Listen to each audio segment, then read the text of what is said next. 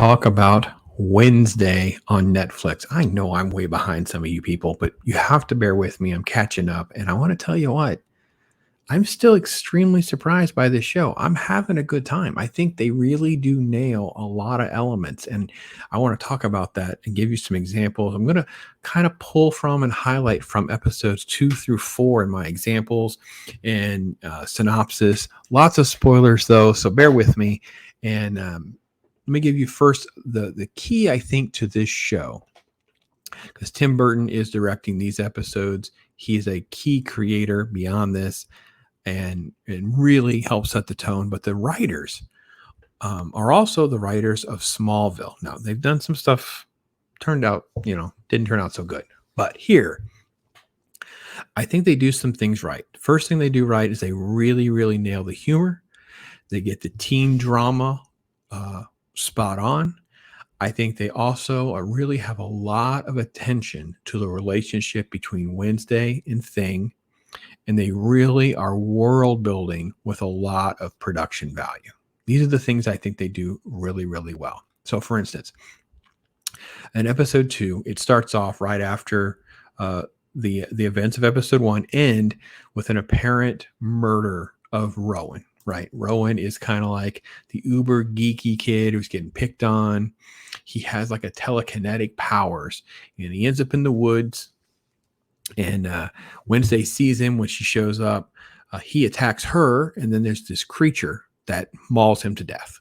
But when this is all being explained, the sheriff is involved. Rowan just walks up like nothing's ever happened, like something's wrong. Now, I have to admit, it was a really cool twist. Didn't see this coming, right? And you end up with like a cat and mouse game a little bit with them trying to follow Rowan. Turns out the audience knows more than Wednesday at this point too, which again, I think is interesting with storytelling. This has been lost. We're always treating the audience so dumb. We're always adding way too much exposition, whereas like just asking them to be observant, watch what's happening, engage with the story, and you can pick up on details and enjoy the ride with us. We'll get to telling Wednesday what actually is going on, but here we see that Weems is actually a shapeshifter. Now, Weems is the headmaster of this Nevermore Academy. Wednesday doesn't want to be there, and in these early couple episodes, it appears that she was still trying to escape. She'd kind of befriended a little boy in town. His name is Tyler. Tyler turns out to be the sheriff's son. Sheriff's not happy with Gomez. There's a little backstory there. But as things move quickly, you end up with lots of development of the teen drama, who these different characters are. Each one has unique personalities. Like, for instance, Xavier, he's more of the cute kid, right? He's an artist, and when he's doing his art, his talent is that the art can come alive. So a spider comes alive, starts walking. There's a gag about it before Wednesday squashes it because she's not fazed by any of this stuff, right? Then you have like social drama. A lot of these things I know are cliches, right? It's not like you're going to watch Riverdale and not see similar patterns, right? Okay, we got it. But it's about the execution. It's about creating a world where we can enjoy that, right? So, Rowan might be the geeky, nerdy kid, right? Fair enough. We have other geeky, nerdy kids in this, though.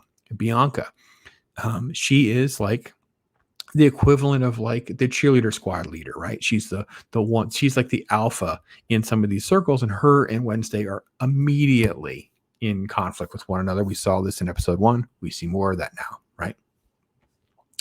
I will admit that there's a great scene with Wednesday and Thing, and you see this happen again later, and this relationship is very important to why this show works, right? Wednesday is very vulnerable to Thing. She trusts, I'll say, him, right? And she's the one that starts confessing her fears, starts talking about things like that. You start to understand that she's having these visions. We don't know why. She doesn't know why. And we know over the course of the next couple episodes, it'll start to be explained that Morticia has visions. So, and she's in odds with her mom. She's a teenage girl, right? Okay. So the transitions from episode 2 to 3 involve Wednesday tracking down this picture that Rowan had torn out of this book. I was like, where's this book? It has a distinct look to it. And she does follow these different clues, and she figures out this way, which is cute because it's like the snap from the Addams Family theme. By the way, it's a sound triggered trap door that gets her to this secret library, right? And it all goes really well. But when she gets there, there's different things that happen. But she ends up trying to get to this book. That's what's going to be happening, right? And you meet the other nerdy kid here as well. His name is Eugene. Eugene is the beekeeping kid, right? She's forced to have an extracurricular. It's how it all starts, right? And they have their jokes, and we'll get to humor in a minute. But you love this nerdy kid. Eugene is so you feel for him so much because he's just written so well. His voice is right. It's unique from the other ones, things like that. You also get Enid, the roommate, which you love because she's like the werewolf that hasn't wolfed out yet. And she's like this uber cheerleading princessy, bright colors, mere opposite of Wednesday in every way, right? So what they do is they set up an adventure or an incident or something for each episode for us to engage, learn a lot, and move the overarching story of this mystery along without ever getting too bogged down, right? So in episode 2, there's like a rowing race. It's a competition at the school. Let me making a comparison to that. One of the things that it's a similar appeal in Wednesday that there would be in Harry Potter, right? It's an academy. They're off, competitions, personality cliques, things like that, right? Anyway, Bianca and her team cheat. You're allowed to cheat. There's no real rules, but obviously you're not going to one-up Wednesday. And of course, she uses Thing to her advantage to figure that out. And that's how they end up winning the race. And then, of course, the climax is when she gets to the library, she finds the book, and of course, she gets masked and, quote, kidnapped. And then, of course, the humor is there to continue to let us know that this is Addams Family. It's like little one-liners, right? So, yes, the nerd has his little jokes about, he's a beekeeper, so they have a smoker, and he has a big smoker, and he knows how to handle it, right? Ha, ha, ha. But with her narration and her monologuing in her head, this is that humor. Oh, so she's kidnapped. So it's like black mask, hands tied, canal circulation, fear of death. It's like, this is a party that I can really get into. And then there's the joke as it starts to unravel and you realize it's just the other kids. She's like, you guys are giving amateurs like you give kidnappers a bad name. And I'm like, this is chef's kiss, right? Okay. Episode 2. I'm sorry. That's episode 2. Episode 3, The Big Adventure, is the kids have to volunteer somewhere. It's part of their academics. So they have to go into town to work. Some of them want to go to Pilgrim World, which is basically like theme park of this town. You have like an antique store and the diner. You have different elements that have to work in. Plus, Wednesday plays the cello at the end of the first episode. And because Weems, the headmaster, heard that, she makes Wednesday be a part of this performance thing, right? So the cello is going to come into play again. Okay. Now, so you have the mystery, the overarching murder mystery. You have these little adventures into town, and you have her trying to navigate the social construct. And now a love triangle, right? Because she's kind of know Xavier a little more. He knows a little bit about what's called Crackstone. It's the town's founder. This book. And of course, Tyler, the diner kid, he's sweet on her. So you have all of these different things. And I admit, there's a lot of moments, right? There's comments about a neutral bathroom. There's, comments about a patriarchy. But we don't hang there. We don't stay there. It's just a comment. It's done. Maybe they want to pat themselves on the back thinking that they are somehow being inclusive. Sure. It doesn't derail the show because the show stays focused on these are our characters and this is the structure and whatever. Just because they grow up in modern times and they have all of these different things in their lexicon, it never makes the show an overwhelming, preachy to the audience lecture.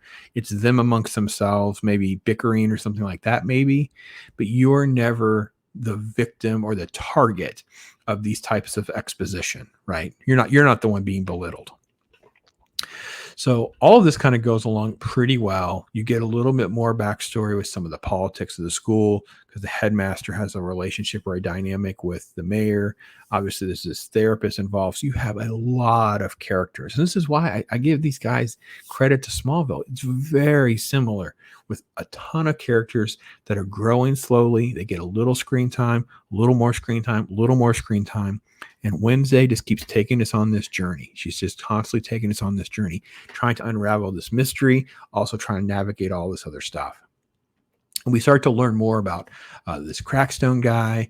And then there's a tie directly to a descendant of Goody Addams is her name. That is, I don't know. I forget the relationship, but she looks like Wednesday and it ties right back. And you see that basically Crackstone, well, Wednesday calls out the town, but basically she's the only one that escapes this. Like he traps them and burns them all alive. Basically, Goody's the only one that gets away.